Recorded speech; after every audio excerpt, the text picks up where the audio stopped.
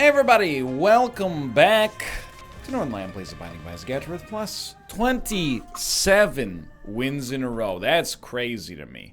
Yo, S3XW 6N26. I'll tell ya, there's a little part of me right now. Can you walk into the fire? Thank you. There's a little part of me right now that wants to just use the Forget Me Now immediately, even though it's almost certainly the wrong move. Why on earth would I do something so stupid? Well, love, by the way, that you are not affected by our sensor here, which should be slowing you in my opinion, but what do I know? You never know where our HP is at. Okay, the fact that we got Stigmata changes that greatly, but were it not for Stigmata, I would be like, you know, you never know, we could be on half a Spirit Heart. Does that change the way that we play? Yeah, to be honest, that might be better not to know. But if we knew, at least we would, you know, prioritize going to the shop maybe and, you know, getting that sort of preventative measure in place. Oh, that's horrible. Before things got too dire. But I'm gonna try to, you know, a card is fine. Ancient Recall is 3 cards. You know, we can actually learn something out of this. Take Justice. So we have Spirit Hearts at some point. I don't know if we got any other hearts related. Was this worth a bomb? Oh, absolutely. I mean, we got a bomb back. To be honest with you, I think if we're having a streak here, don't be dumb. And I mean this sincerely. Sometimes I can be dumb when I play this game. I know. You don't say. But what I was going to say is blow up the donation machine and buy a Spirit Heart. As there is no donation machine for sale or available, I will not be doing said strategy, though I would like to. Instead, it does seem likely to me that there is a secret room right there. The secret room is a waste of everybody's time and effort. Thanks for nothing. And, let's see the boss. The boss is Larry Jr. I'm actually, just to be on the safe side, I'm gonna pop our strength card. I want to kill him faster. I want to, and that was a great dodge. I gotta give credit to myself where it's due there. I also, want to just make sure that we can absorb a hit. Although I guess it would still hit us in the Spirit Heart. But, you know, you get the general idea. We could use a strength card so much more long-term sensibly by waiting for a deal with the devil. But I don't know what our HP is. You know, we might have 3 red hearts, 3 Spirit Hearts. We might have half of a Spirit Heart right now. Now with the red heart behind it, thanks to strength, but... Oh, actually, that's not true. We did get Stigmata, so I shouldn't be sweating this so much. But I am going to use Forget Me Now early so we could take the spacebar item if we are able to get one on this floor. And our HP, to be honest with you, I think we had 3 Spirit Hearts to start with. Not enough to be anxious about. Enough to maybe be, like, modestly concerned. But now we're looking good. The rate of fire is absolutely horrible. But Deadeye is fantastic. Actually fantastic. Now, I will save you the disrespect. I was thinking, like, could I spin a case that shooting less is actually better for Deadeye? Because it makes me less likely to miss shots. No, I think that's very, very dumb. Because, you know, sure, shooting less, maybe you could make an argument that you'll care more about your shots. But it also means that if you miss, it's going to take you a lot longer to get your damage back to where you'd like it to be. Rest assured, by the way, I'm not complaining. I'm complaining very, very slightly. Because our rate of fire, I mean, a 20 rate of fire is acceptable to complain about. Even if we have 9 damage from time to time. That's 9 damage that requires very active management. But we're also extremely early. So, no sweat. I think we got every available opportunity to get into 28 wins in a row. That's a full month of straight wins, as long as you consider February to be a full month. And in many ways, I wouldn't. I don't like the calendar, to be honest. I know I've said this before, And it reeks of, like, you know, programmer superiority complex. Look, designing a calendar that conceptualized the way the Earth rotated around the sun, which is essentially what the calendar does, it's incredible. To be able to do that back in the day, I don't even know, you know, when our calendar was invented, right? Roman times, I suppose, or were the months just renamed by Caesar? I don't know. But either way, that's amazing. I could never do that. You ever read those stories of, like, you know, early mathematicians, Aristotle, Archimedes, trying to, like, they use trigonometry to determine, like, a rough estimate for the circumference of the Earth? That's insane. I wouldn't even know how to do that now. I'll just type it into Wolfram Alpha. They didn't have that back then. I'm not sure if you're aware. Nothing. But still, if you were to rework the calendar now, you definitely... Like, why does February have 28? You know what? Let's look it up. Maybe we can learn something. Is there a reason? Why does February have 28 days? Romans believed even numbers to be unlucky. Each month had an odd number of days, which alternated between 29 and 31. But in order to reach 355 days, one month had to be an even number. February was chosen to be the unlucky month with 28 days. Hold on a second. After a few years, the seasons began to fall out of sync, so they added a 27-day leap month as needed. That's hilarious. Can you imagine? A leap year is funny. A leap month where you're like, this year it's 13 months long. In 45 BC, Julius Caesar commissioned an expert to create a sun-based calendar. They added a little more than 10 days to each year, making each month either 30 or 31 days long except for February. That's weird. I almost just closed Isaac instead of the tab. Thank you, Mental Floss, for that. I appreciate that. It's kind of interesting. So, like most things that we use in life on a daily basis, somebody came up with a bad solution, but enough people adopted it that you couldn't fully scrap it and change it, you know, down to the foundation. You just had to continue to build on top of it, despite it being flawed in the first case. Hello, YouTube. Now, Serpent's Kiss. Dude, we got some incredible stuff going on here. I would also... I mean, there's no complaints on offer, except if I could even get to 12 rate of fire, I'd be in love.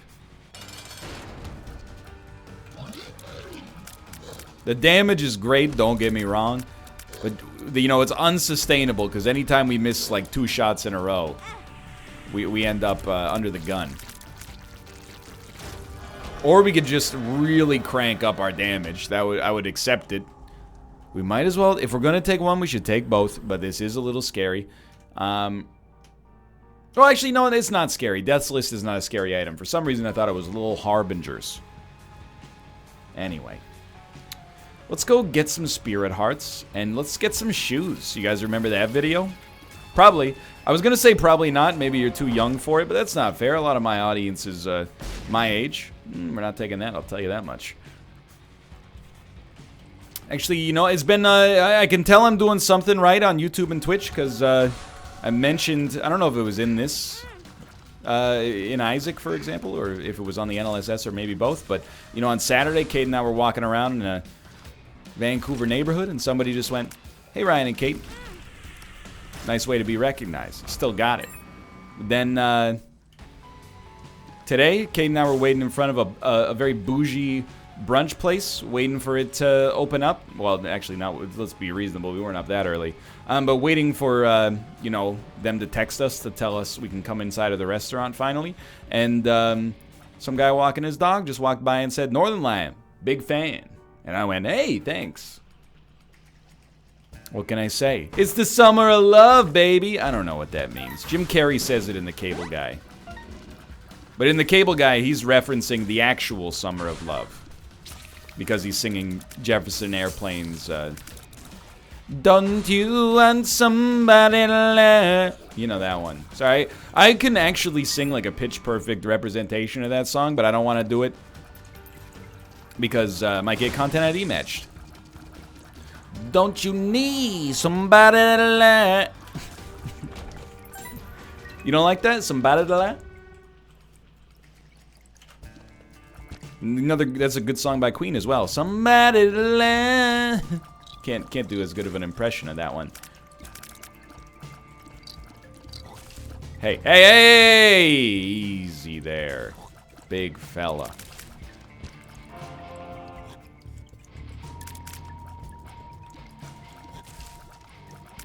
I think we're okay. I'm realizing now there's 2 gaps in this run, and I don't think that they're catastrophic. That was a great deaths list. Very lucky, but I'm thankful. There's 2 gaps in this run. It's tears and speed. Damage is amazing for where we're at in the run. And we're not far behind pace, considering we did 3 floors instead of 2 on the opening set. Which is indicative of us being in a pretty good position on pace, which is usually indicative of us being in a pretty good position for success. But tears is an obvious one. 20 rate of fire is, you know, if I were a teacher, I would call it unacceptable. But this game's a little bit more like, you know, the lottery sometimes. So it just is what it is. The other one is speed. We don't need a lot of speed. I'm hoping maybe Death's List can, you know, use its mercurial statistical power to get us there. Okay, we got speed, but I'll tell you, that's one of those situations you got to be thankful you had Curse of the Unknown, or Curse of the Blind, rather. Because if I had known that that was experimental treatment, there's like a 0% chance I would have taken it, probably. Sure, that's interesting. Just because the risk of it giving us another tiers downgrade is too high. Did we get a damage upgrade out of that? We got a damage upgrade out of experimental treatment there, which is nuts. But I think we got a damage upgrade out of experimental treatment as well. Did I say experimental treatment twice? What I meant the first time was Death's List, okay? You son of a gun. First off, very easy. But secondly, how dare you?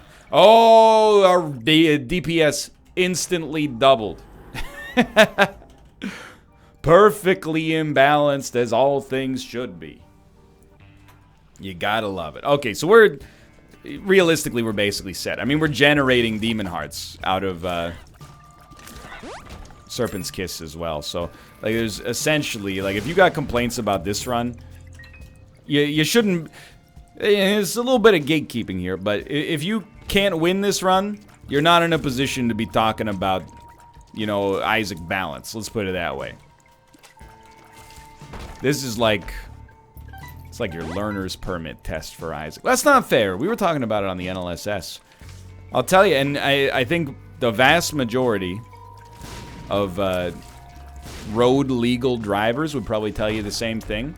I never knew more about the rules of the road than I did when I was, you know, right around my 16th birthday.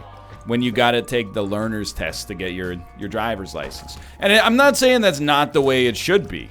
I think that, you know, having never driven before, making you learn what absolutely every single sign you may encounter on the road does, it's worth something. I actually don't really like tapeworm. Forgive me.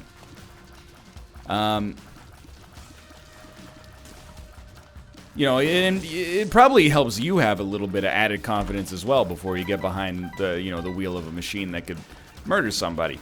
But definitely, like, when I was 16, don't do it.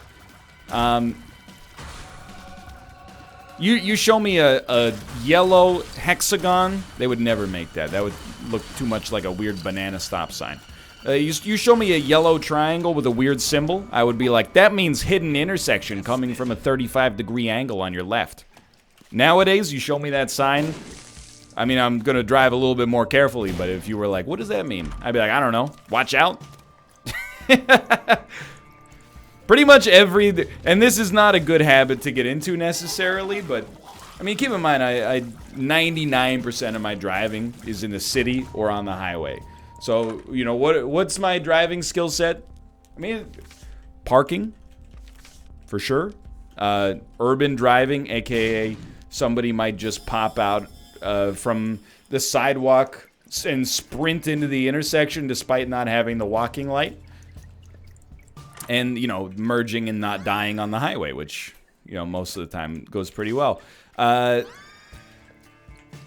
you know, it's not like I'm driving through, you know, the Adirondacks. That means an ibex could come out from the woods. You know, I don't know. But I'll tell you, my impression of driving, my advice, or it's not really advice, my abstraction is that pretty much every sign when you're driving, there's a couple of different themes, but most of them are just watch out. Yield is like, watch out over your left shoulder.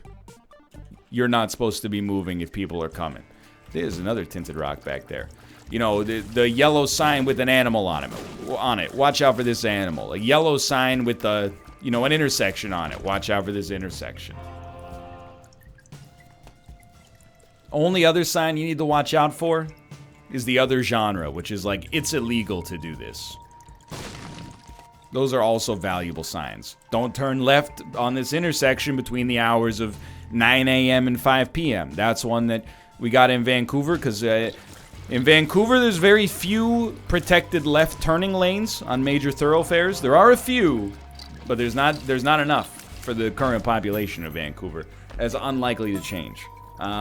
Anytime soon, at least, because the construction project would be insanely massive. So instead, you know, you're supposed to turn left from a lane that could also be a straight lane, but I know this is riveting, by the way. But they have signs that are like, you can't turn left on this, basically in rush hour. The third genre of road sign is signs that indicate when you can or can't park in a specific area.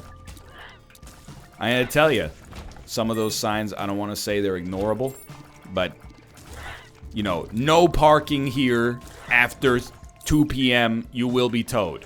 Pay attention to that sign. You're in a residential neighborhood, there's a hastily constructed sign that says parking in this neighborhood is by permit only. Come and get me. I don't know if anybody, I'm very indignant about this, but in Vancouver there's like, I mean, we're just gonna, let's try this on for size, right? There's basically like a heated battle that goes on between homeowners and traffic. Homeowners believe that, well, I shouldn't say all homeowners. Some homeowners believe that they own the part of their street, or they own the part of the street that's directly in front of their house. So, well, I got a garage, but I got 4 cars. I should be able to park in front of my house. And if anybody else parks in front of their house, even though it's actually, like, insanely legal, they'll put a note on their windshield like, hey, buddy, just so you know, this is my parking spot, okay? No, it's not. That's the city's parking spot. You and I, we both paid for it. By definition, we've paid our fair share, apparently, so if that spot's open, I'm going for it, brother. Because otherwise, if everybody owns the part of the street that's right in front of their house, there's no place to park. Y'all own too many cars. Why you got? It's you, your spouse, 4 kids that are all under the age of 12. Why do you have 3 cars? What is the 3rd car doing during peak hours? I don't understand.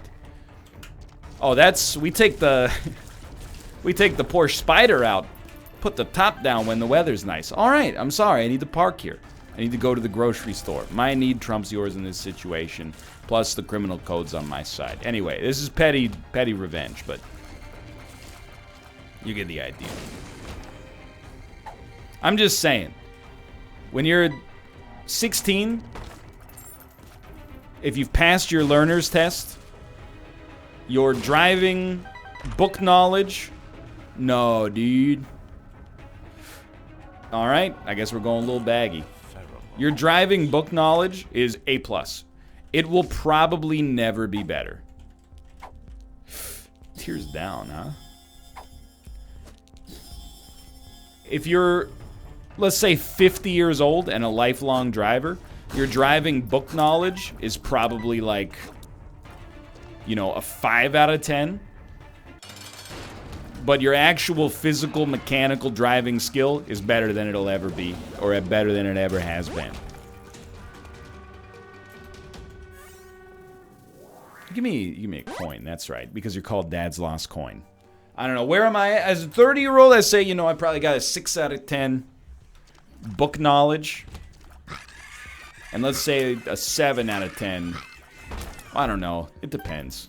Driving in Vancouver has crystallized me. Like, when we got a car, I was nervous. I was like, you know, Kate wanted a vehicle. And I was like, I don't really think we need one, but like, you know, there is a decent use case for one. You definitely do not need a car to survive in Vancouver. Even if you live on the outskirts of the city, like, the transit, SkyTrain is amazing. The buses are also really good. We used those for years, and I would recommend them. That being said, I did have one situation on the bus where I got, a man called me an anti-gay slur once. But, you know, that's just the price of city living. It happens. It could happen to you, too. I've told the story, man. It's the famous, you know, bus story. Anyway, the point is... Where was I going with this? I forgot. Oh, yeah, I was anxious. I was like, I don't want to drive in Vancouver. First, nobody here knows how to drive. Plus, it seems dangerous. Now, I only want to drive. Gotta, you know, you gotta learn somehow. It's experiential learning. And it's confidence, too, you know? Anyway, I don't know where I'm going with this.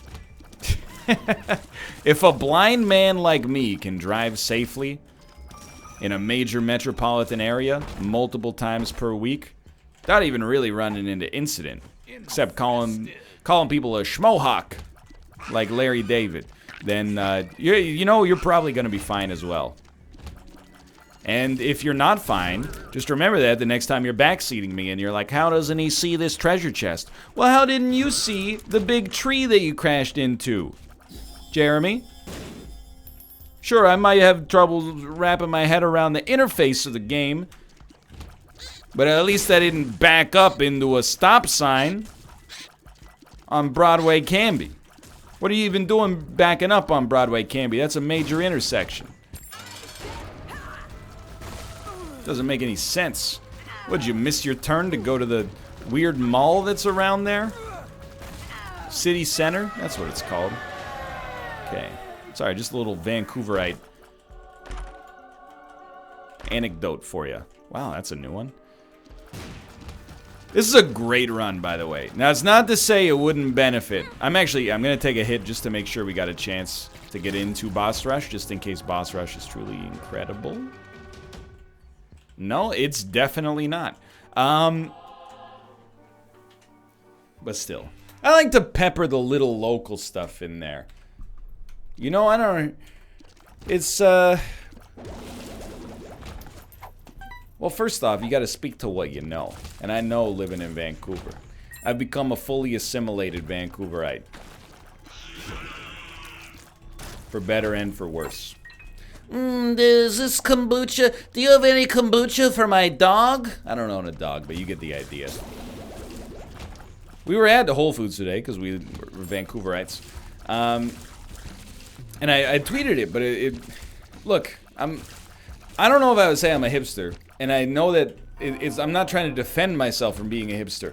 I just think that hipsters have a certain fashion sense that I don't. I have like the tastes of a hipster, but I don't necessarily have the sartorial sense. You know, I don't have you roll up your jeans and, you know, you got a cool plaid hat and one of those beanies that Joe Pesci wore in Home Alone 2. You know the ones I'm talking about. I don't have that. But anyway,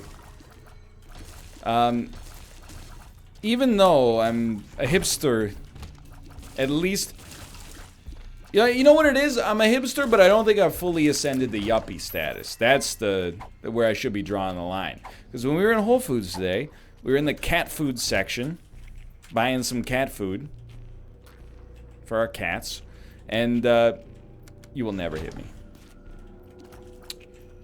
This can't be the way. And I saw something that just boggled my mind and told me, like, we gotta stop. Someone has to stop them. It was a dog biscuit that was marketed as being craft beer for dogs. I think, and I've not been too shy about this, I think humans drink a little bit too much craft beer. Why are you bringing the dogs into it? I don't understand. First off, I'm not saying dogs don't live a stressful life in their own way. I imagine, you know, stress is kind of like, it's a liquid. You know how a liquid fits the container it's put in? You know, a lot of people out there, and I think I count myself as in this camp. Your level of stress will grow to the responsibilities in your life, and, you know, if you got nothing going on in your life that's truly stressful, you'll still find stuff to be stressed out by, like, I lost my loyalty card to DoorDash, or something like that. That's not an Austin dig, it's just the first thing that popped into my head. But meanwhile, you know, if you're a different kind of person, you're like, well, I lost 3 patients in cardiac surgery this week, but hey, TGIF. You know, I think there's different strokes for different folks, but I can't even recall where I was going with this. What was I talking about 2 seconds ago? Sorry, I got Avengers brain still. Still recording a lot of videos after that, you know, not sleepless, but relatively sleep-deprived night last night. Yeah, no, it's gone. Whatever. Oh, yes. Now I remember. The dog biscuits. I couldn't let it go. The dog, I don't think it needs... and they're non-alcoholic is another thing, but I don't think it needs an alcohol substitute in order to, like, unwind after a long day of doing nothing and going for a walk to go poop. I just don't understand. Secondly, you have to know what kind of person you are if you buy something that's called craft beer for dogs, and you have to be okay with being that kind of person. And I feel that most people who are that kind of person don't want to admit that they're that kind of person, which would preclude them from buying the product in the first place. Then secondarily, I don't even understand, because I'm pretty sure it was just a barley-flavored dog biscuit, why market it as craft beer for dogs? I've consumed more than enough craft beer for one lifetime. I promise you that. Have I ever consumed a non-alcoholic craft beer? Yes, but it was by accident. The reason I consumed it is because an ex-aunt, I don't know what you would... It's one of Kate's mom's brothers was married to a lady who wasn't necessarily the sharpest tool in the shed, but they got divorced now, so it's all okay. And she, to be fair, she did get us a gift, so I'm sounding real ungrateful now. But she was like, hey, I heard you guys like craft beer, so I went to the grocery store and got you this. And it was like non-alcoholic grocery store beer. And we were like, you know, thanks, but also simultaneously, like, we didn't tell her, but we were like, this isn't beer. This is like, I mean, I'm not trying to be like, well, it doesn't even have alcohol in it. I'm just saying, like, you can't legally buy a beer at a grocery store in Canada. Well, in BC at least. I think you can in Ontario. And it was kind of like beer flavored, I wouldn't even call it beer flavored sparkling water. It sucked. I don't want to put my cats through that. You know, as much as I think that there are beers that are truly delicious, genuinely, it's not something I would be like, you know what I could really go for now, flavor-wise? A Driftwood Fat Tug IPA. So I don't want to subject my cats to that either, my dog to that for that matter. Anyway, I'm just saying, you've gone too far. We're treating our dogs better than we're treating each other. Which is actually, now that I think about it, absolutely something I already do with our cats, but like, simultaneously. I mean, you reach that point, you're starting to treat your pets better than, you know, you treat your parents. Like, I know there's like cat wine too. Somebody tweeted a great response to this tweet. They said, wine moms must be stopped. And I was like, you know what? That's what it is. When I'm having my Chardonnay, Boxer gets to have his craft beer biscuit. And like, that still counts as drinking alone, Susan. That was a great joke. I'm very happy with that. Anyway, Like, I know there's cat wine. We got it in, like, a meow box once. Cat wine it's like catnip plus beetroot or something like that. It's just, it's like a weird anthropomorphization of, like, your cat can be like, my cats are like children to me, kind of. You know, I've never had a kid, so I can't say with confidence, but, you know, I love my cats. That's maybe a better way to describe that. Genuinely. That being said, why do they have to do the things I do? What's next? The cat taxes? I know that there's already, like, you know, cat spas. Take your cat to the spa so that it can relax. You know, I don't think that... I mean, I'm preaching to the converted, I'm sure, but, like, it's not necessary. I'm not saying your cat can't have, you know, we had a cat once, not Kate and I, but, like, my parents and I. We had a cat that got, like, diagnosed by the vet as having depression. And we were like, what does this cat have to be sad about? Please forgive us. It was the late 1990s, okay? There was more of a stigma around mental health than there is now. And also, I was 11. Regardless, I'm not saying cats can't go through that sort of stuff. I'm just saying, like, you know, when we take our cat to get groomed, or cats, I should say, to get groomed, they hate it. When they go home, they're shell-shocked for, like, 2 or 3 hours. Now, it has to get done, because otherwise we'd, you know, never do anything, because we'd be sneezing all day. But, plus, they look cute as a button. But, like, if we were like, hey, Ruka, enjoy your day at the spa, he would be, like, clinging to us, like, don't let me go! When mommy goes to the spa, Boxer goes to the spa. I don't know if anybody's ever said that, but if you do, please stop. Anyway, look at this. 28 runs in a row. Julius Caesar he wouldn't be proud at all. He would probably abscond with my mother. Briefly.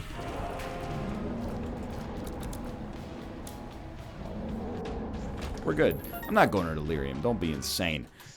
For now, thanks for watching. Hope you've enjoyed the episode. If you did, click the like button. That was a great deal. Of course, subscribe if you want to see more in the future. For now, thanks for watching, and I will see you next time. See ya.